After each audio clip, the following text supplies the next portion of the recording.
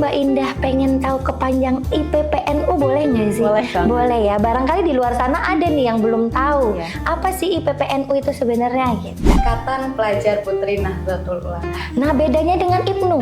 Kalau IPNU itu Ikatan Pelajar Nahdlatul Ulama.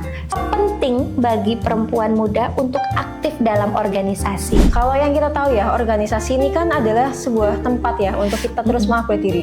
Ada keterampilan-keterampilan yang tidak kita dapat selama di bangku sekolah ataupun dunia pendidikan formal. Nah, di organisasi ini kita ditempa bagaimana cara manajemen waktu, terus problem solving, terus public speaking, kepemimpinan, dan bekerja sama dengan tim. Jadi hal-hal yang mungkin nggak kita dapat di sekolah, kita dapatkan di organisasi. Salam pelajar, belajar, berjuang, bertakwa. Yeay!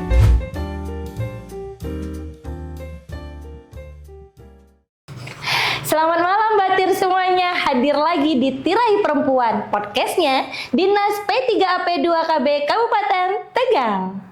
Oke, malam hari ini kita kehadiran yang cantik-cantik dan seger-seger ya, yang tentunya juga pasti seperti saya dong.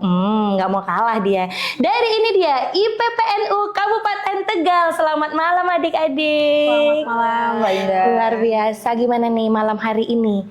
Senang? Sehat? Alhamdulillah sehat. Alhamdulillah ya, luar biasa. Kita sudah menghadirkan banyak banget narasumber yang memang tayang di tiap malam Selasanya. Kali ini kita akan berbincang tentang dakwah organisasi dan perempuan muda di era digital. Bagaimana sih pendapat IPPNU di bidang ini? Mari kita dengarkan. Oke, tadi sudah saya singgung ya, kita kehadiran narasumber yang cantik dan seger-seger banget di usia mereka yang masih muda. Dan kita akan kenalan dulu siapa sih dan jabatan apa saja yang mereka pegang, yuk. Selamat malam ini ya, luar biasa IPPNU. Malam hari ini saya berbicara dengan siapa ya? Oke, saya Diaviani Novitasari atau biasa dipanggil Dia. Di sini saya diamanahi untuk menjabat sebagai Ketua PC IPPNU Kabupaten Tegal. Oke, luar biasa, ternyata ketuanya hadir langsung di podcast kita. Selanjutnya. Ya, saya Ratna Dewi Ilahi, biasa dipanggil Ratna. Kali ini saya membersamai ketua saya sebagai wakil seni budaya. Oh, wakil seni budaya, ini makanan saya ini. Dan favorit saya tentunya seni budaya. Oke, kita kehadiran ketua umum dari PC, cabang. Oke, pimpinan cabang IPPNU Kabupaten Tegal. Nah, berarti di sini juga ada wakil ketua 5 bidang seni dan budaya, ada Mbak Ratna. Oh, dan olahraga dijadikan satu. Ada Mbak Ratna sama Mbak Dea. Kita tanya-tanya. Nah, tadi sudah disinggung sedikit tema tentang dakwah, organisasi, dan perempuan muda di era digital.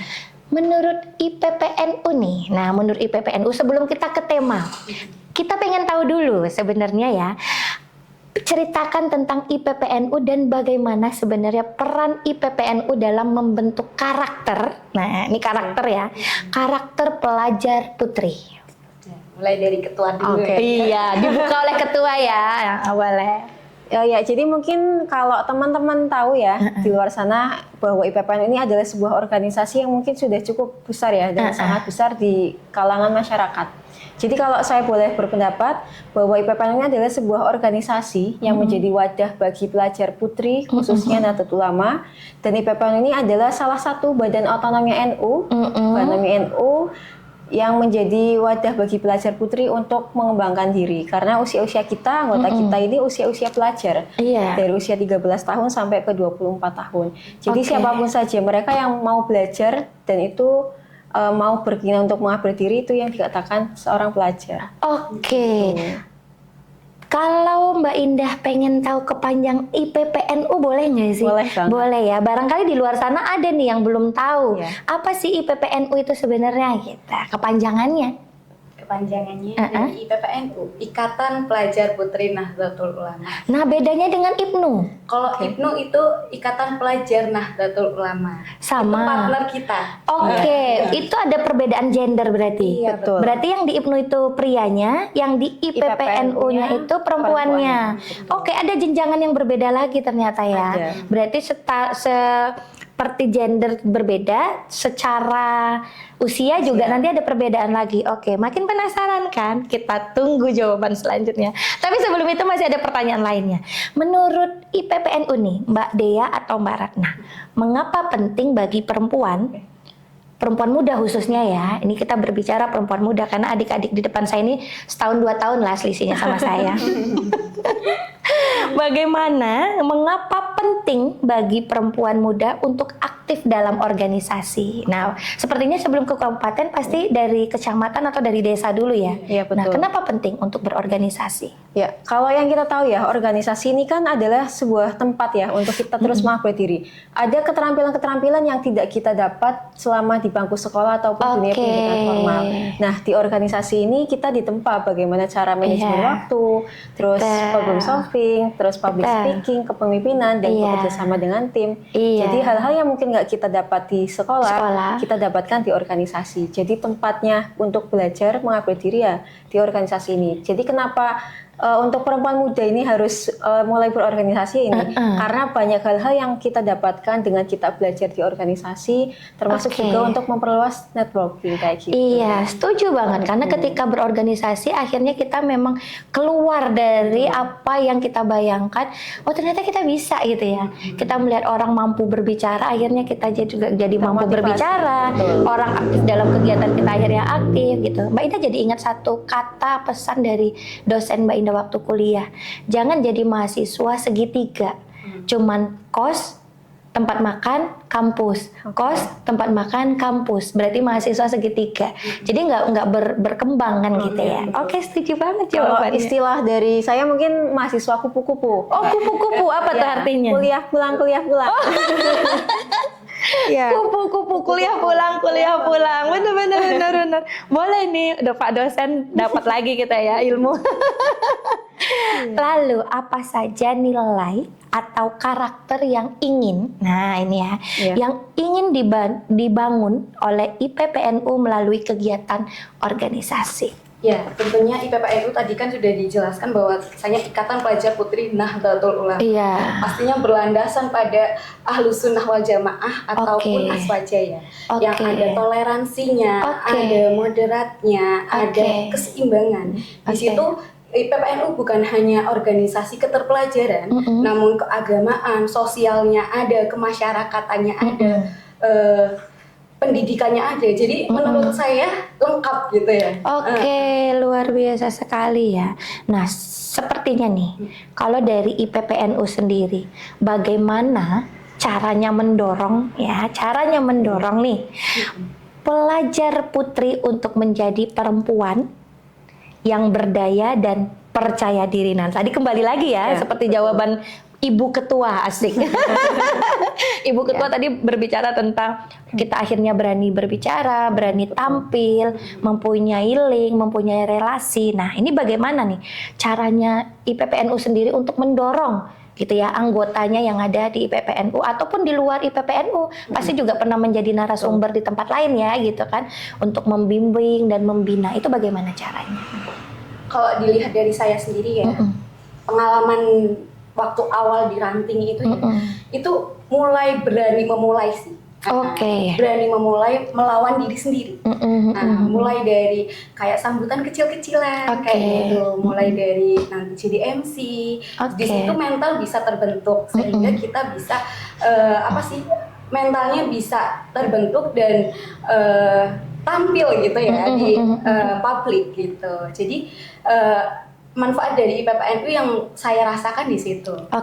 Ada cara lain dari Ibu Ketua supaya pelajar putri itu bisa mau dan lebih percaya diri? Jadi yang namanya kemampuan public speaking ataupun berbicara di depan itu kan bukan bawaan lahir ya. Betul. Itu bisa diolah. Bisa dilatih, bisa diolah. Jadi kalau kita hanya mengandalkan kecerdasan secara lahiriah, tapi tidak mau mengasah kemampuan ya, itu juga akan membatasi diri kita. Jadi kita jangan takut untuk mau mencoba. Mulai dari hal-hal yang kecil saja, kita mau berani berpendapat, berani tampil di depan umum, itu juga salah satu cara untuk melatih diri. Karena itu bisa kita latih. Dan saya sama Mbak Ratna pun sampai sekarang juga masih belajar. Kita juga dulu ya mungkin tidak dipungkiri sama seperti teman-teman yang lain bahwa kita masih gemetar ataupun demam panggung untuk berbicara grogi di depan, gitu ya. Jadi itu semua karena latihan, karena proses. Jadi ya betul. Kita juga pernah seperti itu. Kita juga sekarang masih belajar kayak gitu. Oke, berarti menurut saya sih melawan melawan rasa takut. Oke, berarti di IPPNU sendiri memang membuka ruang ekspresi itu untuk semua anggotanya ya. Betul. Malah kayak ayo diajak, ayo gitu, dikasih kesempatan untuk tadi mungkin jadi MC-nya bergantian. Adakah metode seperti itu? Ada ya. Jadi sehingga teman-teman yang tadinya malu, nggak pede, akhirnya mau tampil ya, karena memang sudah ditugasi gitu ya. Oke, luar biasa. Terus nih, nah kita masih punya banyak pertanyaan ya. Sampai besok nggak apa-apa? Boleh? Oh gitu. Jangan. Besok masih berangkat ya? Besok masih berangkat. Masih ada tugas lainnya ya. Soalnya seru ini. Kita memang berbicara tentang perempuan itu tidak melulu dengan yang namanya kesetaraan gender, itu nggak bisa lepas ya. Karena memang sekarang lagi digadang-gadang, bukan sekarang aja sih, dari Mbak Indah remaja. Berarti sekarang sudah nggak remaja Mbak Indah. Remaja plus. Iya, remaja plus. Itu memang kan kita memang digaungkan untuk perempuan itu berdaya, perempuan itu lebih kreatif, perempuan bisa berkarya di skala sektor. Nah, mungkin dengan hadirnya IPPNU ini bisa menumbuhkan tadi ya kepercayaan diri dan akhirnya mau untuk mengenal orang lain selain lingkupnya di era digital. Nah, ini yang paling sering sekali kita temui ya. Karena sekarang eranya sudah Gen Z, digital bahasanya gitu ya, sosial media. Di era digital seperti sekarang nih, menurut IPPNU bagaimana memaksimalkan dakwah? Nah, memaksimalkan dakwah bagi generasi muda. Oke. Ya, kalau kita lihat ya karakteristik Gen Z ini tuh sekarang mereka lebih tertarik dengan hal-hal visual yang estetik, ataupun dengan hal-hal yang mungkin singkat padat tapi juga mengena. Ya, jadi kalau berbicara, mohon maaf Mbak, dakwah ya? Nggak dakwah, ya. Dakwah di media. Iya betul. Nggak apa-apa. Ya. Jadi kalau kita lihat ya karakteristik Gen Z sekarang ini kan mereka lebih cenderung menyukai hal-hal visual yang estetik, yang metode-metode ceramahnya pun itu disampaikan dengan bahasa yang baik, singkat. Iya betul. Jadi ya kalau mereka hanya monoton ya dari antara si penceramah dengan audiensi ataupun satu arah, mereka akan kurang tertarik. Jadi ya dengan penggunaan media digital ini, ya mereka akan tertarik dengan hal-hal yang mungkin lebih relate dengan kehidupannya, persoalan-persoalan ataupun isu-isu yang sedang mereka alami. Kayak masalah patah hati ya, kesehatan mental, gitu ya, kesehatan mental. Itu juga mereka akan cenderung lebih tertarik untuk mendengarkan hal-hal yang seperti itu, tapi tetap dengan nilai-nilai keagamaannya. Jadi tidak ada rasa terhakimi ataupun tersudutkan gitu. Iya, dari segi bahasa pun harus kayak sedikit dipuitiskan ya. Padahal mungkin itu hadis gitu kan, atau itu mungkin ajaran yang biasa kita dengarkan dari penceramah. Tapi karena metode sekarang itu lebih ke arah ya Gen Z. Ada contohnya nggak? Kata-kata yang Islami tapi terkesan puitis dan Gen Z banget gitu. Ada apa ya? Nggak ada ya? Nggak ada, nggak apa-apa, itu nanti di-cut. Biasanya kan banyak tuh yang dari Ustadz Anan Ataki gitu kan ya, banyak banget ya. Ini lagu Sal pribadi. Iya. Ada Sal pribadi. Boleh lagu? Jangan sih. Oh, boleh dinyanyikan. boleh dinyanyikan, ada. Sebenarnya banyak ya Mbak. Iya banyak. Sebenarnya banyak kita dengar, cuma kalau lagi kayak gini kayaknya kok ngeblank. Iya, dari Ustadz Anan Ataki, terus siapa lagi tuh yang puitis-puitis itu ya. Iya. Itu kan cepat masuk tuh di Gen Z itu kan, karena diajak ngobrol. Gak apa-apa, bagian ini di-cut aja. Oke, itu tentang dakwah. Nah, sekarang Mbak Indah pengen ngerti nih, apakah dakwah saat ini lah ya, harus selalu dilakukan melalui ceramah atau bisa dikemas dengan cara yang lebih kreatif? Ini kita berbicara lagi Gen Z lagi nih. Gen Z lagi. Karena kan seperti tadi Bu Ketua bilang ya, ketika disampaikan mungkin dengan monoton ceramah, kebanyakan kan nggak terlalu serak ya. Sekarang tuh senengnya mungkin ceramah itu dikemas dengan guyonan, lagu ya, gitu, atau kata-kata puitis gitu ya. Nah, itu kan termasuk kreativitas. Kalau menurut IPPNU sendiri itu perlu nggak itu dilakukan melalui metode ceramah? Kalau sekarang ini kan mungkin bagi Gen Z itu ceramah itu bukan hanya soal ini penyampaian satu hal tadi, tapi mungkin bisa kita dengan menebarkan kebermanfaatan, menebarkan kebermanfaatan bagaimana caranya beretika atau berperilaku baik seperti itu dengan menggunakan media-media yang mereka gunakan sehari-hari, yaitu seperti Instagram, media terus TikTok, aplikasi TikTok, banyak juga sekarang konten-konten edukatif tentang nilai-nilai keagamaan itu juga salah satu media dakwah untuk Gen Z lebih untuk tertarik ya. Jadi penggalan-penggalan mungkin video-video estetik terus kata-kata puitis tapi tetap dengan unsur keagamaan itu juga akan mungkin sangat menarik bagi Gen Z itu untuk mau belajar tentang nilai-nilai keagamaan seperti itu. Jadi bisa dikemas dengan kreativitas. Boleh ya, berarti boleh ya. Betul. Iya, biar nggak gampang di skip bener. Berarti memang metode itu juga menurut IPPNU juga boleh-boleh aja ya, sah-sah aja asal tidak mengurangi nilai-nilai agamanya. Gitu. Dan kebetulan di IPPNU sendiri kita di Kabupaten Tegal kemarin waktu bulan Ramadan ya, kita ini sempat juga kolaborasi dengan Radio Slawi FM. Kita mengadakan podcast. Jadi teman-teman IPPNU lebih khusus itu kita mengisi menjadi narasumber pada podcast kayak gitu. Jadi siaran langsung di radio. Betul. Iya. Nah itu juga salah satu cara ya untuk menyampaikan melalui sosial media. Bu Wakil ada tambahan? Iya, terus waktu bencana kemarin ya Mbak, kita dari IPPNU gencar sekali untuk mengajak berdonasi seperti itu ya, konten-konten membantu penggalangan dana itu menurut kami memang perlu adanya ya. Berarti misalnya kalau kita berbicara tentang penyampaian gitu ya, kalau ini kan biasanya ceramah, kalau kita kan bisa dengerin ceramah ya. Kalau mau minim-minim lagi kultum, kuliah 7 menit. Kalau ceramah kan kesannya panjang ya. Sekarang udah banyak pengajian-pengajian yang sifatnya guyon, tapi tetap mengena pada sasaran. Nilai-nilainya tetap ada, apa yang mau disampaikan juga ada ya. Oke, di sesi pertama, satu pertanyaan lagi. Semakin seru ya, semakin seru. Bagaimana cara? Nah, kalau tadi kan cara pendapat ya. Kalau ini bagaimana cara menyampaikan nilai-nilai keagamaan. Nah, kalau tadi kan berkaitan sama ceramah ya, kayak gitu, kultum dan lain sebagainya. Ini bagaimana cara menyampaikan nilai-nilai agama dan kebaikan agar menarik bagi generasi muda di media sosial.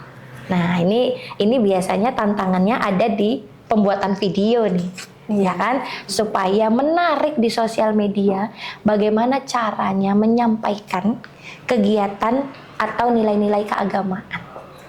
Ya, bisa disesuaikan dengan algoritma ya. Betul. Algoritma sosial media itu kan sangat cepat bergantinya ya. Tapi harus tadi disesuaikan dengan nilai-nilai, jangan sampai mengubah nilai yang ada menjadi lenceng-lencengkan gitu ya. Itu yang nanti malah bisa bikin bahaya. Misalnya lagunya salawatan, jilbabnya diangkat, bagian dadanya menonjol, itu kan akhirnya harusnya suaranya enak didengar, akhirnya karena yang ditonton visualnya berbeda, akhirnya lepas dari situ orang tidak fokus ke salawat atau suara merdunya lagi ya, sudah berubah menjadi hal-hal lain. Pernah nggak sih melakukan itu, video pembuatan atau di-share ke sosial media dari IPPNU sendiri? Itu kalau kita sih kemarin deh podcast itu, jadi kita juga ada video sinematiknya sama juga live streaming di Instagram. Oh, Instagramnya IPPNU, boleh dong share Instagramnya? Boleh, nanti setelah ini kita follow-followan ya. Oh ya, di bawah ini nih ada nih. Apa itu? Disebutin. Oh ya, Instagramnya PC IPPNU Kabupaten Tegal. Oke, di Silakan sana teman-teman juga Ada di follow juga ya. Ketua Gen Z. Oh ya, Gen Oh Z. ada Gen Z Ada ya. Ada tuh. Gen Z Nahdiyin. Nahdiyin, ya. Oh Nadine, Kabupaten Tegal itu yang punya. Iya, itu yang Oke, di sana ada video-video kreativitas ada. terkait nilai-nilai atau kegiatan keagamaan Kegiatan-kegiatan dari kita, ya. IPPNU Kabupaten Tegal. Luar biasa, seru banget malam hari ini. Jangan kemana-mana, nanti kita kembali lagi.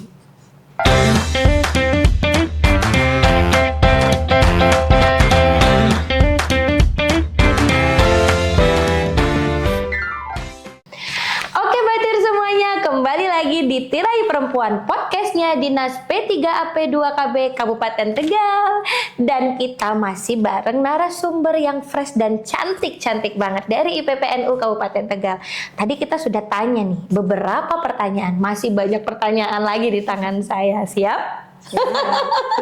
Tentunya pasti mereka siap hadir di sini spesial ya untuk para anak muda atau perempuan muda, lebih khususnya ya Gen Z ini.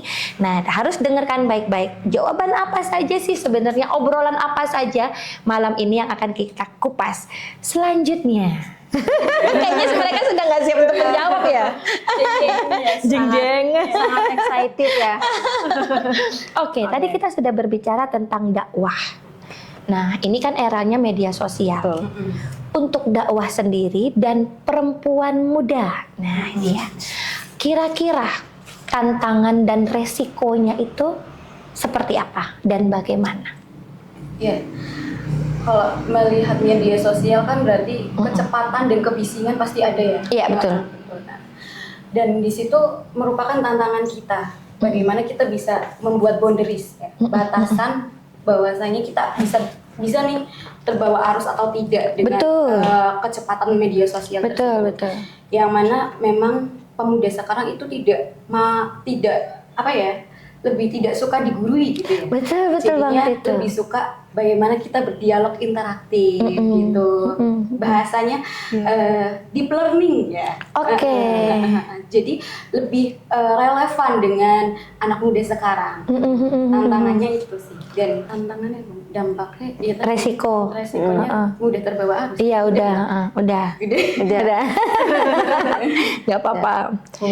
Oke, barangkali Ibu Ketua mau menambahkan nih. Kan peluang itu banyak ya.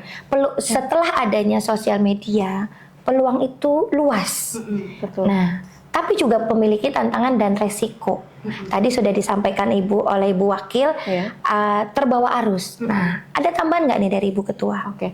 Kalau dari saya mungkin peluang itu ibaratkan pisau dengan dua mata ya. Oke. Ya, jadi kalau kita bisa mengolahnya dengan baik, dengan memaksimalkan peluang itu sebaik mungkin, kita akan bisa dengan maksimal untuk mendapatkan yang diinginkan.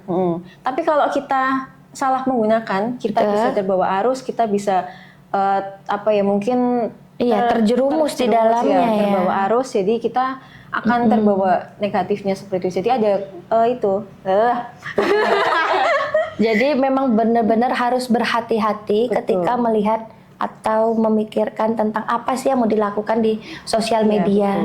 Jangan sampai yang kita lihat bagus ternyata justru imbasnya negatif ya. Imbasnya justru tidak baik ke kitanya. Oke. Selanjutnya. Dekat ya, Mas. Iya.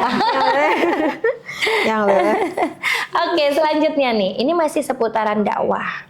Bagaimana cara IPPNU sendiri gitu ya, atau cara kita nih membedakan konten dakwah antara yang edukatif dengan konten yang berpotensi menyebarkan ujian kebencian atau intoleransi. Nah, kuncinya ada dua. Oke. Yang pertama itu bisa dirasakan. Oke. Dampaknya. Pertama, kalau semisal kita melihat konten-konten yang positif, kita merasakan adem, bisa diterima. Oke. Ya, Relate biasanya ya. Dan itu menginspirasi kita untuk melakukan hal-hal yang positif. Gitu. Iya, betul Tapi sekali. kalau semisal rasanya kita terprovokasi ya. Iya, amarah. Amarah itu merupakan dampak-dampak konten-konten yang negatif sehingga mempengaruhi pada mental kita juga, secara psikologis kita juga. Berarti itu kan satu kata dasarnya adalah rasa ya. Jika kita terasa adem, terasa lebih bersemangat, terasa lebih bahagia dan relate gitu, terinspirasi, berarti kita sudah masuk dalam circle memang benar-benar ini kebaikan, ada ujaran kebaikan. Tapi jika ujarannya kebencian, ujung-ujungnya kita hanya dibawa untuk emosi, marah-marah, ngamuk gitu ya. Nah, perbedaannya ada pada rasa. Mau tambahan Ibu Ketua? Dan mungkin itu dari rasa dan isi yang disampaikan. Biasanya bisa ya.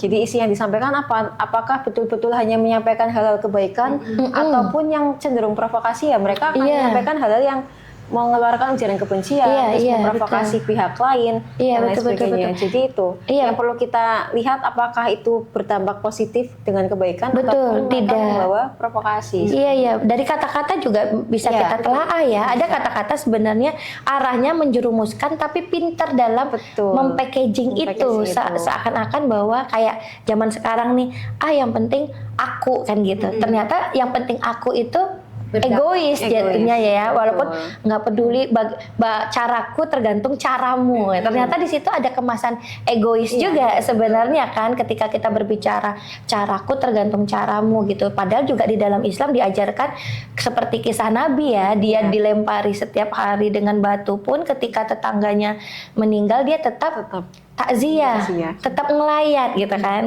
gitu. Berarti kan bukan caramu tergantung caraku tergantung caramu gitu kan ya. Menarik. Selanjutnya, bagaimana cara perempuan muda? Nah, muda ngelihatnya jangan ke Mbak Indah. Sendiri berarti. Ngeliat-ngeliatan berdua.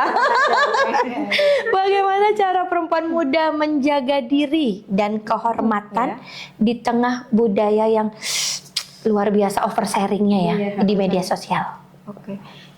Sebenarnya budaya oversharing ini ya, kita terlalu ingin anakmu mungkin ada rasa haus validasi. Betul banget, haus pujian gitu ya. Jadi apapun yang kita alami, apapun yang kita rasa di konten gitu. Di konten yang kita ceritakan ke semuanya. Tapi di sisi lain kita kan sebagai perempuan juga harus punya boundaries ya. Betul. Ya, punya batasan yang harus kita jaga. Harus kita bisa bedakan mana yang layak dijadikan untuk dipublish untuk makanan halayak umum ataupun yang hanya cukup untuk ranah pribadi kita. Jadi nggak semua hal itu bisa kita kontenin, bisa kita sharing ke teman maupun keluarga dan lain sebagainya. Ada hal-hal pribadi yang mungkin harus kita simpan untuk diri sendiri. Jadi itu juga untuk membatasi diri kita, untuk juga menghindari dari hal-hal yang nggak kita inginkan. Berarti bisa memilah dan memilih ya. Jangan terbawa algoritma sosmed gitu. Berarti dipilah dulu mana nih yang harus di-share, lalu dipilih. Ini deh yang aku share gitu ya. Kadang kalau kita nggak sengaja, tanpa sengaja sadar tanpa sadar kita mengupload data pribadi kita juga gitu kan, jadi hal yang rentan ya, karena sekarang juga banyak kasus-kasus kejahatan itu karena dari share kita sendiri ya. Ya mohon maaf kayak mungkin pencurian, perampokan, karena mungkin kita terlalu sering nge-share wilayah rumah kita, kekayaan kita gitu ya, sehingga memunculkan niat orang yang melihat, ini rumah orang kaya ini gitu. Ayo kita satron nih gitu ya. Selanjutnya menurut Bu Wakil dulu deh, tentang tekanan nih, terkait tekanan untuk selalu terlihat sempurna. Nah, tadi kan Ibu Ketua kan sudah jelasin dia harus bisa memilah apa yang mau kita share dan dipilih untuk kita share kan gitu ya. Nah, sementara ada tekanan itu mungkin bisa jadi entah dari diri sendiri atau dari lingkungan gitu ya, untuk selalu terlihat sempurna di media sosial. Nah, ini bagaimana pendapat Bu Wakil nih? Berarti itu sudah termakan algoritma sosial media ya, yang mana membandingkan antara diri sendiri dengan standarisasi sosial media. Itu yang membuat bahaya juga, sehingga tidak ada rasa cukup pada diri sendiri. Padahal kita sudah melewati hal tersebut. Namun mungkin ya itu kembali lagi, terlalu membanding-bandingkan antara kita, diri kita, kapasitas kita dengan orang lain. Sehingga bisa menghalalkan segala cara ya. Saking ingin dapat perhatian, kita kayak mau aja ngelakuin apa aja gitu ya di sosial media. Iya, agar bisa viral, iya, agar bisa dapat gift gitu ya. Kayak luar miris sih memang lihatnya, tapi kita juga nggak tutup mata tentang kebutuhan ya. Tapi kalau bisa kita batasi, sebaiknya memang harus dibatasi. Jadi jangan mau didikte oleh media sosial ya. Tapi kita yang harus itu kita penerimaan atas diri kita, atas segala kekurangan dan kelebihan diri kita, itu yang lebih berharga. Oke. Ya. Itu yang lebih berharga. Catatan. Itu langsung di blok hitam itu. Pertanyaan selanjutnya. Saya belum bosan, boleh ya? Boleh ya? Selanjutnya boleh. Saya udah nyiapin banyak pertanyaan. Bagaimana cara menghadapi ini cyberbullying? Kadang-kadang kan ada ya yang dia tidak kenal kita gitu. Ya kan? Tapi dia tidak suka aja gitu dengan pencapaian kita atau dengan keberhasilan kita, dengan mungkin euforia yang ada di akun kita. Nah, bagaimana cara menghadapi cyberbullying, komentar negatif, atau body shaming? Nah, gini, body shaming. Jujur Mbak Indah setelah gendut sekarang, bukan gendut lah ya, gemoy atau lebih dikit ya, semok ya. Setelah sekarang agak semok itu memang kadang-kadang, iya, ada sedikit-sedikit body shaming ketika dunia seni tari Mbak Indah itu dimunculkan di sosial media. Nah itu menurut di PPNU sendiri nih, bagaimana cara menghadapi cyberbullying, komentar negatif ataupun body shaming di media sosial? Ya. Boleh Bu Ketua dulu, nanti setelah Bu Wakil. Jadi yang pertama perlu kita sadari bahwa hal-hal seperti itu kita terima dengan rasional, bukan dengan emosional. Betul, sepakat. Jadi harus kita terima itu bahwa hal seperti itu memang kita terima dengan secara rasional tanpa emosional. Lalu yang kedua, mungkin kadang ada orang yang melontarkan kata-kata negatif ataupun bully-bully seperti itu bukan mencerminkan diri kita. Tapi kadang itu adalah cerminan dari dirinya sendiri. Dirinya sendiri. Ya, betul. Jadi jangan langsung kita terima dengan mentah-mentah apa yang dia sampaikan. Lalu yang kedua kan ada juga fitur ini ya, fitur blok ya. Blok atau hapus ya. Batasi. Jadi betul-betul kita batasi hal-hal yang seperti itu. Kita ada fitur blok, silakan dipakai aja, nggak apa-apa, daripada kita terganggu secara mental, secara emosional ya nggak apa-apa, apalagi tidak kenal di media sosial ya. Iya betul. Lalu yang ketiga yaitu terus terus kembangkan diri kita, upgrade diri kita, karena kita bisa jadi versi terbaik diri kita. Balas dengan prestasi. Betul. Balas dengan terbaik itu dengan mengupgrade diri kita. Oke, betul. Bu Wakil ada tambahan? Ya, tambahan aja sih, tadi udah sepakat banget sama pendapat dari ketua. Yang pasti jangan merespon bullying atau berlebihan itu dengan rasa emosi, karena pelaku itu makan dengan reaksi kita, sehingga semakin kita bereaksi semakin kenyang pelaku. Oh gitu, semakin bahagia dia ya. Iya, semakin Jadi cuekin aja siapa lo gitu ya. Batasi dan blokir aja udah. Iya betul. Sepakat itu. Upgrade. Iya, sepakat itu. Bukan kita tidak mau dikritik, tapi kita harus membedakan mana kritik yang membangun, mana yang menjatuhkan. Jangan sampai hal-hal itu malah menjatuhkan kreativitas kita ya. Betul banget. Malah Mbak Indah kalau dibilang yang nari gemoy gitu ya, Mbak Indah memang alhamdulillah memang gemoy, berarti nggak kekurangan logistik di rumah, berarti nggak kekurangan makan, bahagia. Oke, next. Seru banget. Oh mau minum? Boleh. Oh boleh. Kita minum dulu ya sejenak setelah ini.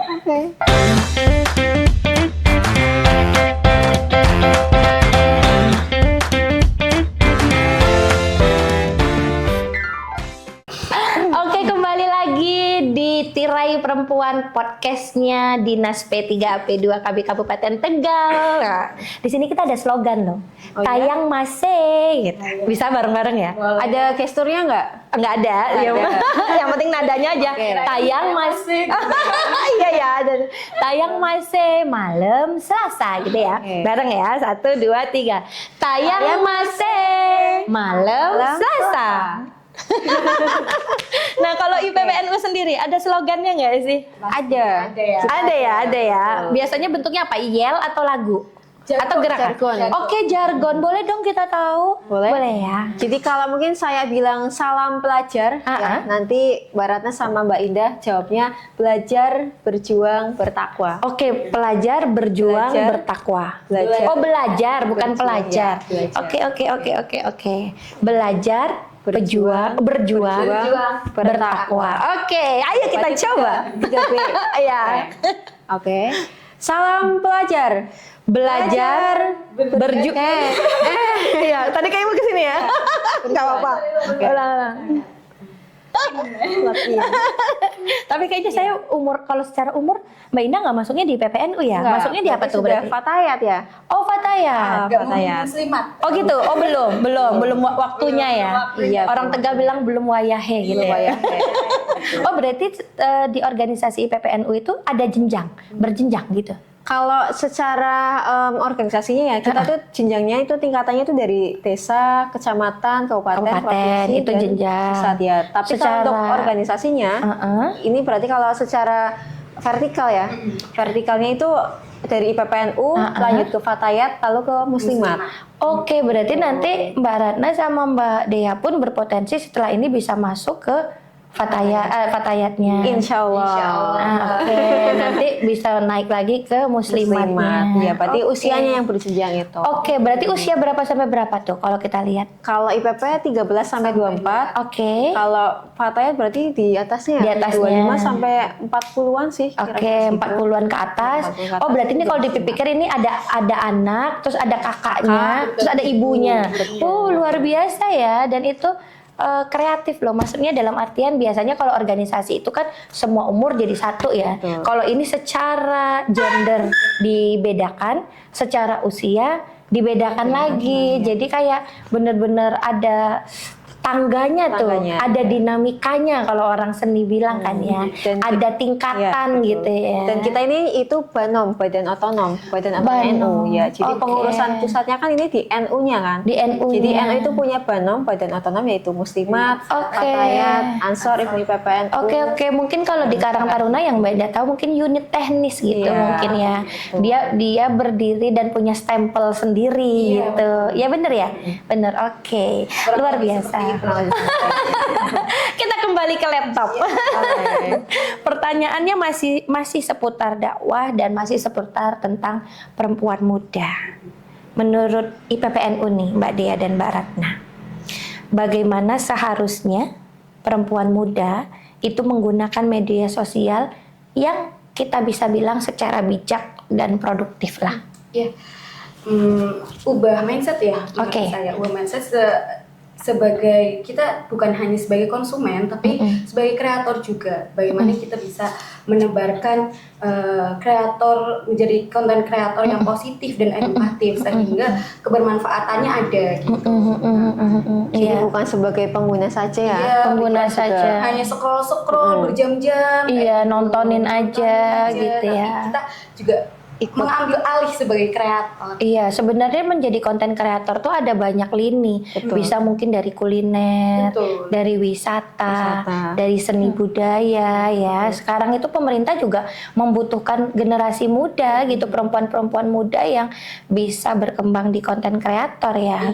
Misal kalau untuk bayar artis atau model promo wisata kan Iya. ya, mungkin bisa lumayan. Lumayan. Tapi dengan kita mampu, kita bisa membantu pemerintah untuk promosi wisata minimal di daerah kita sendiri dulu ya, sehingga itu menjadi tempat produktif gitu ya untuk para perempuan muda. Bijak sih, benar, memang harus bijak menggunakan sosial media. Manfaatnya, nah ini kita agak geser dikit nih, geser dikit. Alarm itu ganggu ya? Matikan aja. Oke, kalau tadi kita sudah berbicara tentang perempuan muda dan dakwah, Mbak Indah ingin melenceng sedikit, ingin keluar dari, ingin geser sedikit dari tema kita. Nah, ini terkait IPPNU sendiri nih. Yang paling dirasakan setelah aktif di IPPNU itu apa? Oke. Jadi kalau mungkin dari saya pribadi ya Mbak Indah, mungkin yang saya rasakan di diri saya sendiri itu yaitu transformasi diri saya ya. Oke, yang tadi ya berarti yang ya. tadi betul. Jadi yang dulunya mungkin sama saya tidak tahu ya harus bagaimana cara berinteraksi dengan lingkungan sekitar, dengan orang. Terus bagaimana cara berbicara di depan orang, berbicara secara baik dan benar kayak gitu ya. Terus mungkin kemampuan apa ya, manajemen waktu, terus problem solving, terus terkait juga kerja sama tim ya. Itu juga mungkin banyak yang saya rasa di PPNU ini banyak dari diri saya itu menjadi berkembang. Iya, oke. Jadi berubah dan berkembang ya. Berubah dan berkembang. Iya, jadi bukan hanya kita belajar aja di sekolah ya, tapi di PPNU ini banyak hal-hal yang saya dapatkan yang tidak saya temukan di sekolah. Iya, betul banget. Terus kayak mungkin jaringan networkingnya juga semakin luas, lingkungan pertemanannya juga semakin luas. Apalagi kalau sekarang kan tingkatannya kabupaten ya. Iya. Jadi saya jadi punya banyak teman lah di seluruh kecamatan. Iya, kalau dulu kan ya. hanya di tingkat desa gitu kan ya, pulang sekolah ya udah tingkatannya ya setelah itu ya udah. Tapi kalau dengan IPPN ini kita jaringannya semakin luas. Oke. Terus nih, bagaimana organisasi dapat membantu ya? Organisasi itu dapat membantu meningkatkan kemampuan kepemimpinan dan kepercayaan diri pada perempuan muda. Nah, itu Mbak Dea tuh. Iya, itu. Iya, imbasnya sebagai kita di organisasi gitu kan ya. Biasanya begitu. Gimana tuh? Jadi ya tadi yang namanya berproses itu kan nggak ada habisnya ya Mbak ya. Jadi kita kalau di PPNU sendiri itu kita ditempanya itu benar-benar dari nol. Kita mengikuti jenjang pengkaderan itu dari tingkat dasar. Jadi nggak langsung saya jadi langsung ketua Ke PC, kabupaten ya, ke kabupaten nggak. Tapi melalui proses yang panjang. Berawal dari ranting, sempat jadi ketua juga 2 periode. Berarti itu 2016 sampai 2020. Terus naik di tingkat PAC kecamatan itu tahun 2020 sampai 2022. Dan sekarang lagi di cabang. Jadi itu bertahap. Semua yang saya alami di sini di EPPNU semua karena proses ya. Jadi ada istilah kalau saya mungkin pegang ya, maka cintailah proses. Asik. Cintailah proses. Jangan cintai mantan ya. Udah jadi masa lalu. Jangan bahaya. Jadi dengan berproses itu, ya kadang yang namanya berproses itu kan nggak selalu mulus ya, nggak selalu mulus. Jalan itu nggak selalu mulus, tapi kita banyak mengalami hal-hal yang mungkin nggak terduga. Perjalanannya itu nggak selalu mulus, itu dengan berproses, dengan kita ditempa, dengan dibentrokkan sedemikian rupa betul. Kita akhirnya kan belajar dari pengalaman itu yang akan melatih diri kita untuk menjadi sosok pemimpin perempuan khususnya untuk terus mengupgrade diri. Jadi ya ini perempuan juga jangan ibaratnya istilah masak dan macak dapur sumur kasur. Iya betul. Jadi sekarang sebagai perempuan muda khususnya kita harus mau mengupgrade diri, jangan mau kalah dengan gender sebelah ya. Iya betul. Kesetaraan gender itu kita berhak untuk mendapat pendidikan, berhak untuk berorganisasi, menyampaikan pendapat itu sama. Iya, jangan pernah patah. Iya, jangan pernah patah. Ya sekalipun pernah jatuh tapi kita bangkit lagi. Jangan jatuhnya pernah patah. 100 kali berarti kita bangkitnya harus 101 kali. Iya betul. Betul, jangan beri kesempatan pada rasa jatuh itu tadi ya. Jangan pernah patah. Betul banget. Ya, menambahkan sedikit ya. Oke, boleh. Menurut saya memang perempuan itu harus mempunyai ruang gitu ya. Entah ruang untuk berprestasi, sehingga kita tidak dihantui dengan pemikiran-pemikiran kita sendiri. Apalagi perempuan itu kan pasti mempunyai rasa gitu, rasa dan apa ya? Punya rasa yang lebih peka, sensitivitas, sensitif. Iya. Iya, perempuan itu punya. Iya, perempuan kan pasti gampang terpengaruh dengan pikirannya. Gampang baperan gitu. Gampang terbawa perasaan, sensitif. Kita menuangkan rasa itu dengan hal-hal yang positif, terus kegiatan yang positif, kita bakal terjerumus dengan pikiran kita sendiri. Gitu. Jadi menurut saya IPPNU itu relevan banget untuk perempuan khususnya perempuan. Untuk bisa mengeksplor, cari jati dirinya. Betul, betul banget, betul. Oke, selanjutnya nih, kan banyak pelajar ya yang merasa organisasi itu bisa mengganggu aktivitas sekolah. Nah, gitu ya. Saking banyak kegiatan di sekolahan, akhirnya pelajarannya keteteran gitu kan ya. Kadang-kadang kan ada juga orang tua nih yang mereka tidak mau anaknya terlalu banyak mengikuti kegiatan organisasi, fokusnya justru di kegiatan keterampilan, misalnya itu ikut les, sanggar gitu ya. Nah, bagaimana nih caranya membagi waktu antara belajar, berorganisasi dan kehidupan pribadi? Yang jelas yang paling sering terkorbankan adalah kehidupan pribadi. Ketika kita sudah banyak kegiatan organisasi, aktif gitu ya, belum lagi sekolah ya kan ya, belum lagi tugas gitu. Nah, itu bagaimana tuh caranya dari Mbak Dea sama Mbak Ratna sendiri? Kalau dari saya sendiri ya, pengalaman dulu waktu masih zaman MTS, SMK, disibukkan dengan sekolah dan organisasi, apalagi posisinya waktu itu juga sudah ketua ya. Jadi yang pertama itu manajemen waktu. Oke, betul. Ya, kita punya waktu satu hari hanya 24 jam ya. Betul, itu ada untuk tidur juga ya kalau tidur juga, belum mengerjakan PR dan sebagainya ya. Yang pertama kita sadar prioritas, jadi manajemen waktu itu penting, lalu sadar prioritas. Jadi mana hal yang harus kita kita kerjakan atau lakukan lebih dulu, itu yang mana? Apakah jadi wayahnya untuk kita sekolah ya sekolah, wayahnya untuk berorganisasi ya kita organisasi, wayahnya untuk istirahat ya istirahat. Jadi jangan ada yang mungkin dikorbankan ya salah satunya, karena kalau bukan kita yang mencintai diri kita sendiri, siapa lagi kayak gitu. Setuju banget. Jadi jangan korbankan apapun. Oke, ada tambahan? Itu perlu. Iya, apalagi me time dengan keluarga ya. Iya, itu yang paling sering, paling sering. Tersingkirkan. Iya. Sudah fokus aktif di luar sama kegiatan sekolah gitu. Kadang bisa orang tua juga bisa support kita sehingga kita tidak fokus kepada organisasi ataupun sekolah, tapi kita juga harus me time juga sama keluarga. Kalau ngomongin me time ya sempat juga dulu ya di keluarga itu sampai sibuk cuman gitu sampai nggak ada waktu untuk keluarga kayak gitu. Ada seperti itu. Iya, untuk ikut kegiatan atau acara keluarga juga nggak bisa ikut gitu ya, saking ini.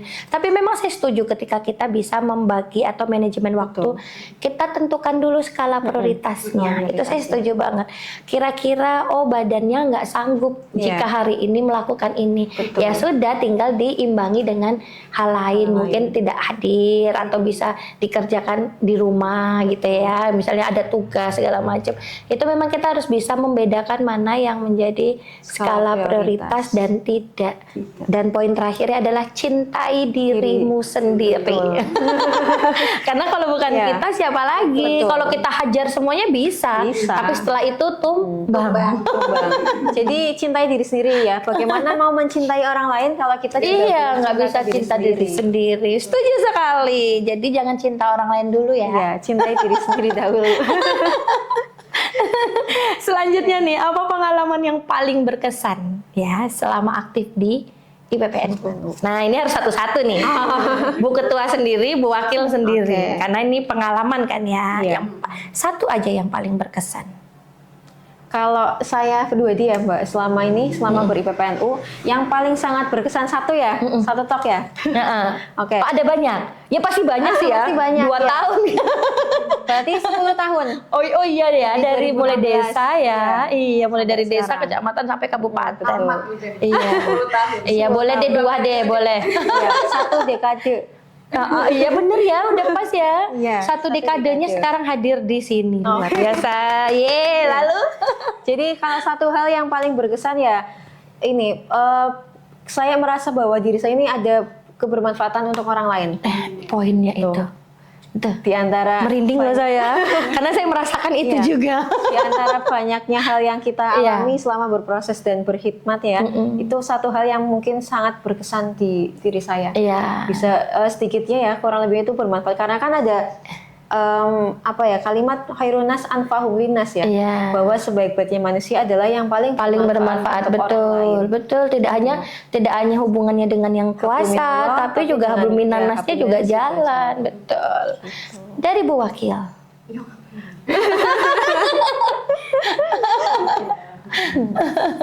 Apa beda aku ya? Mungkin relasi nggak apa-apa atau sama. Iya, akhirnya nambah relasi. Iya. Aku ada cerita sih, memang waktu pertama kali diranting itu cuma berdua, Mbak. Aku sama kakakku. Nah, setelah itu kita melewati proses sosialisasi yang panjang buat merekrut anggota, sehingga anggotanya itu bisa bertambah. Sehingga sampai di titik ini ranting Jati Bogor ya itu bisa menjadi ranting paling unggul di kecamatan. Wow, berarti bisa dibilang ini pencetus. Enggak juga, Atau penggerak. Oke, karena berawal dari hanya berdua dengan kakak, sekarang malah jadi ranting terbaik di tingkat kecamatan. Iya, yang tadinya cuma berdua, akhirnya sekarang jadi banyak gitu kan ya. Dan itu pengalaman paling berkesan ya. Berkesan sih. Iya. Jadi maksudnya tetap Iya, kemaslahatannya ada. Iya, ibaratnya benar bermanfaat itu sudah pasti, tapi ini kan lebih ke arah ketika organisasi itu ingin dibentuk dan dikembangkan, hanya ada 2 orang di sana. Itu yang akan kita ingat seumur hidup kita kan dulu aku cuman berdua loh kayak gitu. Pasang surut organisasi itu pasti ada. Tapi bagaimana kita bisa mengeksekusi permasalahan tersebut? Iya, betul. Problem solvingnya tadi ya, Mbak. Oke, luar biasa. Selanjutnya. Masih banyak ya, Mbak. Masih ada lagi nih mau. Oke, bagaimana nih IPPNU sendiri menciptakan ruang yang aman bagi pelajar putri untuk belajar, berpendapat dan berkembang. Nah, berarti ini kaitannya IPPNU tadi bermanfaat bagi orang lain, tapi sekarang kita perkecil menjadi pelajar putri supaya mau belajar, berpendapat dan berkembang. Bagaimana itu menciptakan ruang itu? Oke. Jadi IPPNU ini menjadi salah satu laboratorium yang pas untuk hal itu ya. Kita menjadi safe space ataupun ruang aman bagi pelajar putri khususnya untuk kita bisa mau berpendapat, karena kita terapkan bahwa kesetaraan. Jadi siapapun itu bisa berpendapat, bisa untuk menyampaikan apa yang mereka ingin sampaikan. Tidak terbatasi oleh kewilayahan ataupun tentang jabatan dan lain sebagainya. Jadi kita mempersilahkan siapapun untuk berpendapat, untuk belajar, dan kita terbuka sekali untuk teman-teman yang ingin belajar dan ingin mengupgrade diri di IPPNU. Gitu. Iya. Jadi di IPPNU jangan takut salah intinya. Betul. Jangan takut salah, tapi jangan salah. Kalau salah kita benerin bareng-bareng. Iya. Dan harus mau ya kalau salah dibenerin kayak gitu. Iya, nah itu dia, jangan salah, maksudnya udah salah nggak mau dibenerin, berarti kan salah gitu kan. Gitu, jangan takut salah tapi juga jangan salah gitu ya. Karena apa, segala sesuatu yang salah jika dibenerin sesuai arahan gitu nanti kan akan jadi baik lagi. Seru banget, semakin malam. Semakin malam obrolan kita semakin hangat, tapi kita jeda dulu ya, minum dulu sebentar. Ketemu lagi.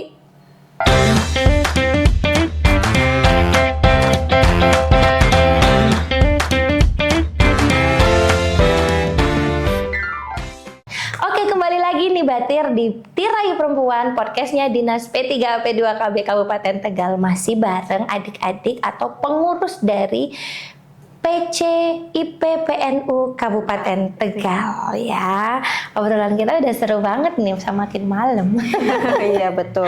Betul banget. Masih kuat ya? Masih, karena kita biasa sampai pagi ya. Oh gitu, biasa sampai pagi. Berarti Bu Toyib. Nggak pulang-pulang sih. Oke, kita next lagi nih. Pertanyaannya masih seputar tentang perempuan muda ataupun dakwah, terutama di sosial media ya. Menurut IPPNU sendiri, apa saja isu yang saat ini banyak sekali dihadapi oleh perempuan muda dan pelajar putri? Isu terkait isu yang dihadapi. Siapa dulu? Oke. Aku ya mungkin kalau dari saya dulu ya. Kita banyak sekali mendengar hal-hal yang kita sering dengar ya. Yang pertama itu tentang ini, kekerasan seksual ya, Mbak. Oke. Jadi karena perempuan itu dianggapnya dia adalah sosok yang lemah, ya. Jadi kalau dia apa-apain ya kita akan pasrah dan diam dan saja. kalah pasti. Dan kalah pasti itu yang pertama, kekerasan seksual. Lalu yang kedua tentang kesehatan mental ya. Kita banyak sekali mengalami tekanan-tekanan ya, entah dari keluarga, entah dari teman-teman ataupun entah dari media sosial itu, lingkungan. Jadi kayak kita merasa selalu diri kita itu kurang ya. Dan itu akan menjadi tekanan ya, dan itu akan menjadi dan itu boleh sih. Ya, itu akan menjadi tekanan mental bagi kita untuk ketika sering mengalami tekanan itu kan akan mengganggu mental ya. Betul. Akhirnya membuat kita mengurung diri. Betul. Dan tidak berkembang pada akhirnya ya. Ibu Wakil, pertanyaan selanjutnya. Pertanyaan Oke. Bagaimana peran IPPNU dalam mencegah? Nah, kalau tadi kan ini terkait isunya. Iya. Nah, sekarang terkait pencegahannya di pergaulan beresiko yang pergaulan bebas yang beresiko kekerasan, bullying dan perkawinan usia anak dini. Baik. Di IPPNU sendiri kan ada namanya pengkaderan ya. Pengkaderan itu mulai dari Makasta, terus Lakmut dan seterusnya nanti. Dan di Makasta itu ada materi studi gender. Oke, materi studi gender. Bagaimana kita bisa menyerap. Nanti dulu. Sorry ya. Studi gender itu bisa semua pihak bisa didengar, entah itu dari laki-laki ataupun perempuan. Di situ juga saya sering nyelipkan materi-materi tentang anti kekerasan, terus bahayanya bullying, terus tadi pernikahan, yang mana memang yang seharusnya kita hindari sebagai pemuda gitu ya. Dan satu lagi tentang LGBT, itu yang lagi yang lagi marak di Kabupaten Tegal ya. Itu yang mungkin menjadi warning bagi kita ya, masyarakat muda gitu. Aja sih. Berarti di IPPNU sendiri sudah ada kelasnya lah bahasanya gitu ya, tadi materi studi gender ya. Dan sebelum ada podcast ini ya Bu, jadi kita tuh sempat audiensi ya kemarin dengan Dinas Pak Kadis, Bapak Rusaini, bahwa kita nanti akan juga menjadi pelapor dan pelapor. Nanti kita akan mengadakan tentang kegiatan bahwa IPPNU sebagai ruang aman itu, yang kita sebagai pelapor dan pelapor bagi teman-teman sebaya kita. Kan kadang ada mereka yang menjadi korban, tapi tidak berani bersuara. Betul. Jadi ada yang kasus bully, tapi mereka dipendam sendiri, tidak mau bercerita. Iya, ada rasa takut, ada rasa malu ya. Dan di sini IPPNU menjadi wadahnya itu. Berarti sudah sampai ke metode itu ya. Menampung permasalahan-permasalahan yang mungkin takut untuk diutarakan. Iya. Dan itu sudah berjalan ini ya, sudah diaudiensikan gitu, tinggal eksekusinya. Mudah-mudahan bisa berjalan dengan amin. Karena ini bagus. Tidak semua orang punya tempat bercerita. Betul. Dan kita sediakan tempat itu.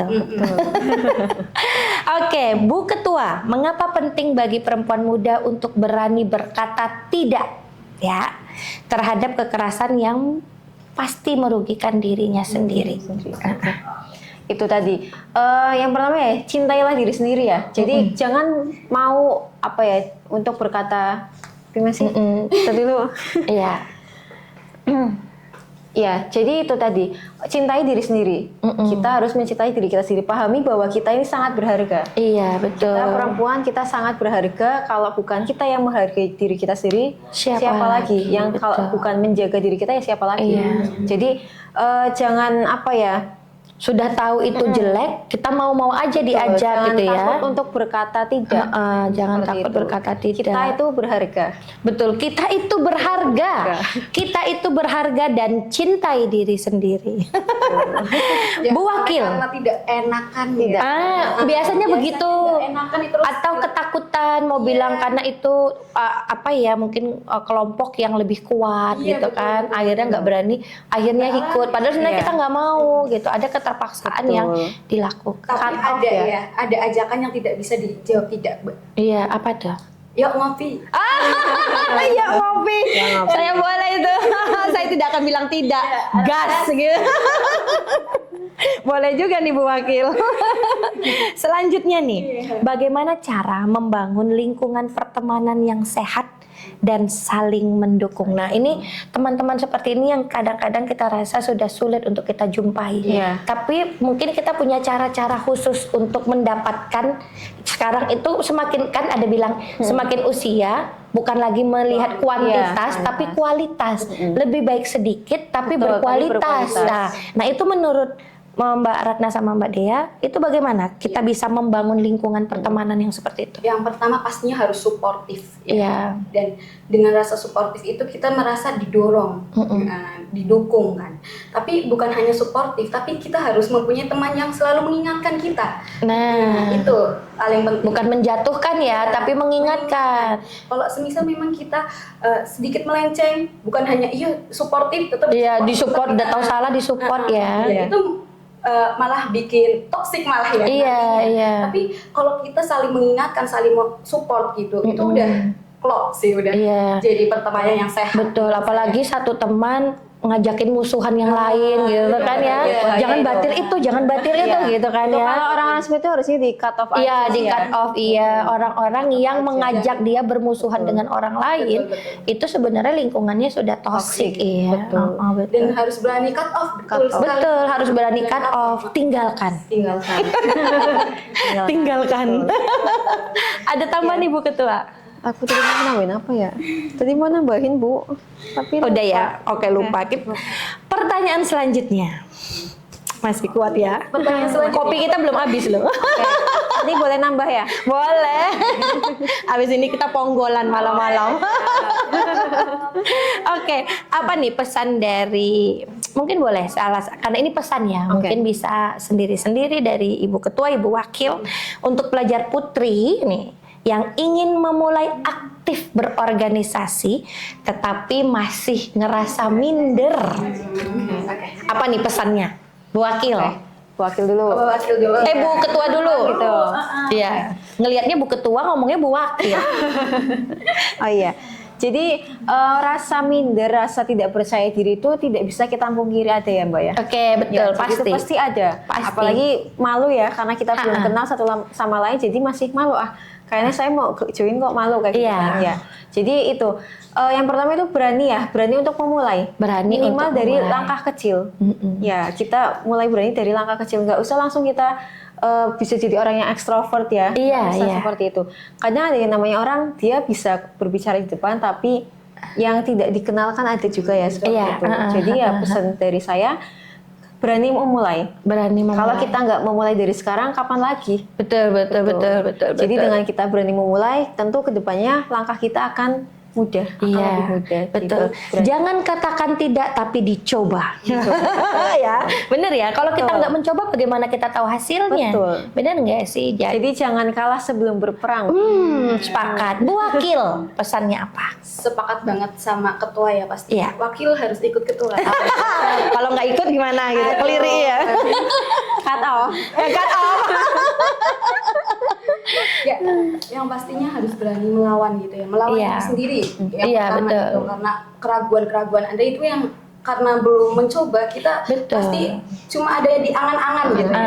Belum tentu nanti kalau kita sudah terjun bisa terjadi gitu kan. Belum tentu terjadi. Jadi itu hanyalah overthinking belakang. Betul. Jadi ketakutan-ketakutan itu harus kita tekan ya, dan kita munculkan keberanian. Oke, selanjutnya harapan. Nah, kalau tadi kan pesan. Kalau ini sekarang harapan. Ya, terhadap peran IPPNU sendiri dalam mencetak perempuan muda yang berdaya di masa depan. Harapannya apa? Oke. Harapan saya tetap ya sama, IPPNU ini ke depan tetap menjadi safe space, ruang aman bagi pelajar putih di dalamnya. Safe space. Seperti itu. Jadi gunakan organisasi ini sebaik mungkin untuk mengupgrade diri. Karena organisasi ini bukan hanya intelektual saja yang dikembangkan, tapi kita tetap memegang erat ukhuwah Islamiyah. Islamiyah Ahlus Sunnah wal Jamaah Nahdiyah. Jadi ilmu pengetahuan umumnya kita dapat, tapi juga kita tetap tidak meninggalkan adab dan etika seperti itu. Betul. Kalau zaman sekarang kan kadang kita lihat anak-anak muda etika berilmu itu tapi kurang, tidak beretika. Betul. Nah, harapannya di IPPN ini akan menjadi wadah bagi mereka untuk berkembang, untuk mengembangkan ilmunya tapi tetap beretika. Oke, Bu Wakil ada tambahan harapannya? Harapannya hampir sama ketua ya. Yang pasti kita bukan hanya berdaya saing, tapi mempunyai mental dan Arane mau apa ya? Etika Etika ya. Ya, tidak hanya mempunyai daya saing yang kuat, namun mempunyai mental dan etika yang bagus pula. Melihat zaman sekarang kan memang banyak sekali tekanan dan pengaruhnya ya. Iya, betul. Itu juga betul. harus kita sebagai perempuan juga harus mempunyai boundaries dan batasan. Betul, kalau nggak pinter-pinter bawa diri, Iya, ya udah ya. Oke, saya punya 10 pertanyaan lagi. Waduh. Nolnya gelinding tapi ya. Oke. Berarti pertanyaan terakhir. Terakhir ya. Terakhir. Padahal sebenarnya dalam hati undang lagi dong Mbak Indah. 10-nya nanti. Iya, 10 pertanyaan di next podcastnya Mbak Indah gitu kan ya. Bisa. Oke, terakhir ini. Jika harus menyampaikan satu pesan, nah tadi kan mungkin kan lebih ke arah pelajar putrinya ya. Kalau ini lebih ke arah perempuan muda di era digital. Kalau misalnya satu pesan aja yang ingin disampaikan. Kalau tadi kan kita masih berkutat di perempuan generasi mudanya, dakwahnya. Nah, kalau sekarang misalnya untuk jika bisa menyampaikan satu pesan untuk perempuan muda di era digital, apa yang mau disampaikan? Sendiri-sendiri lagi. Oke. Di era digital ini ya. Iya, era digital. Tentunya perkembangan teknologi itu semakin pesat ya. Kita bisa memanfaatkan itu sebaik mungkin. betul. Jadi lagi-lagi jangan pernah batasi diri kalian ya teman-teman. Kita harus terus mengupgrade diri kita, apalagi dengan kemajuan teknologi sekarang yang semakin memudahkan kita untuk belajar, Mengakses segala hal ya. mengupgrade Betul, diri. betul. Jadi tetap jangan pernah batasi diri kalian, Iya. terus upgrade diri seperti Upgrade itu. diri. Upgrade diri. Iya, tapi juga jangan kebablasan, Jangan kebablasan, ya. ya. Jadi jangan membatasi itu dalam artian positif. Positif. Iya. Karena Hal-hal positif jangan dibatasi. dibatasi. Batasi dirinya ketika masuk dalam hal negatif ya. Hal-hal yang merusak diri, memperburuk diri. Keren banget. Bu Wakil. Sedikit aja ya. Iya. Banyak juga boleh. Jangan membuat standar diri kita dengan standar sosial media. Gitu. Betul, jangan membuat. Kalau dulu kan jangan bandingkan diri kita dengan orang lain. Sekarang karena eranya digital, jangan bandingkan standar diri kita dengan standar sosial media. Tepuk tangan dong buat narasumber kita malam hari ini. Luar biasa ya, seru. Nggak berasa berapa jam nih kita ngobrol. Iya. Malam hari ini kita ditemani dari perempuan-perempuan muda yang hebat banget, yang mau mengupgrade dirinya gitu. Tadi kita sudah dengar ya bahwa mereka juga awalnya bukan orang-orang yang memang langsung aktif, langsung berkomunikasi dengan banyak orang. Mereka juga memulainya dari bawah gitu, dari tingkat desa. Mereka upgrade diri lagi di tingkat kecamatan, upgrade diri lagi sekarang dipercaya menjadi perempuan muda yang memegang jabatan penting di tingkat kabupaten. Luar biasa, terima kasih hadirnya malam hari ini Bu Ketua. Kami Bu juga Wakil. menyampaikan terima kasih Mbak Indah atas kesempatannya hari ini. Iya, luar biasa, kita bisa sharing-sharing di sini ya. Karena memang pemikiran anak muda itu dibutuhkan, didengarkan gitu kan. Mereka juga pengen didengarkan ya. Dan nanti teman-teman nih mana yang masih kalangan muda misalnya tertarik ingin bergabung di organisasi yang khusus nih khususnya perempuan. Jadi laki-laki jangan masuk di sini. Bisa join di IPO. Nah, kalau itu geser ke tetangga sebelah. Ke rumah sebelah ya, dalam satu lingkungan yang sama, tapi mereka dibagi menjadi pria dan wanita dengan organisasi yang berbeda kepengurusannya, tetapi dalam satu naungan yang sama. Dan secara usia juga ternyata di sini juga terbagi lagi gitu. Jadi jangan berkecil hati. Umurnya udah tua nggak bisa aktif. Bisa ternyata ya. Perempuan itu bisa berkarya dan berdaya hingga usia emasnya. Usia emas. Bener nggak sih? Betul sekali.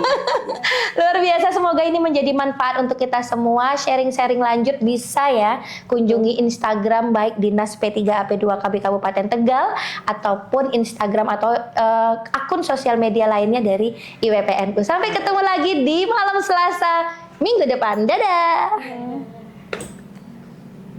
Alhamdulillah.